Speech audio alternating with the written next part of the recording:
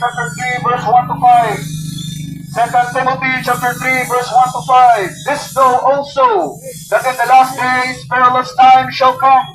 For men shall be lovers of their own selves, covetous, boasters, proud, blasphemers, disobedient to parents, unthankful, unholy, without natural affection, truce breakers, false accusers, incontinent, fierce, despisers of those that are good, traitors, heady, high-minded, lovers of pleasures more than lovers of God, having a form of godliness, but denying the power thereof. Higala, ningon ang Biblia, na sa ulahing mga adlaw nagsingabot na ang makuyaw o makalilisang nagibangbuhat sa mga tao niining panahona.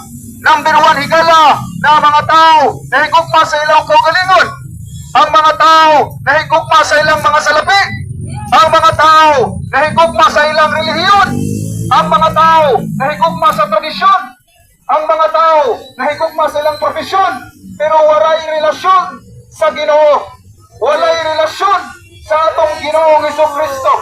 Nagsingabot na ang makuyaw o makalilisa nga gipangbuhat sa mga tao niining panahona. Una higala sa dili pa moabot ang atong Ginoong Jesucristo, matuman ang propesiya niining Biblia nga ang tanang mga tao higala nagpagahi silang kasing-kasing, nakaila silang Ginoo pero walay relasyon sa atong Ginoong Jesucristo. Muna higala ang kapamot sa Dios, mubisita siya pinaagi sa lino, bagyo o bisan unsa pang kalamidad nining moabot sa atong kalibutan. Muna higala pang pagpukaw sa Ginoo, gamito niya ang lino, labi na ang bagyo higala para pagpukaw sa matagkasing-kasing sa mga tao. Kaya nagsingabot na ang makalilisang nakipangbuhat sa mga tao niining panahona. Muna higala wala na ilaing kaluwasan nagitanyag sa atong Ginoo nga naman ibiyaan niya ang trono sa langit aron pagluwas o pagtubos na kanato higala tungod sa atong mga sala o tungod sa atong gipangbuhat higala nga wala kita makaila o Ginoo. Ano man kay giuna nato ang atong kinabuhi labaw pa sa Ginoo ug mas gigugma pa nato ang relihiyon, tradisyon, profesyon o edukasyon pero walay relasyon sa atong Ginoong Jesucristo higala.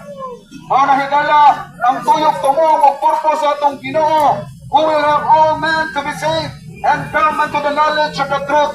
Ang tuyok tumong o ang purpose sa atong Ginoo aron pagluwas diri kanato tungod sa atong mga sala kay kitang tanan mga matay ug ang bayad sa sala mao ang kamatayon. Mao na higala tungod sa sala mamatay ang tao, mamatay siya adto sa linaw nga kalayo sa impierno. Mao na ang bayad sa sala higala mao ang kamatayon.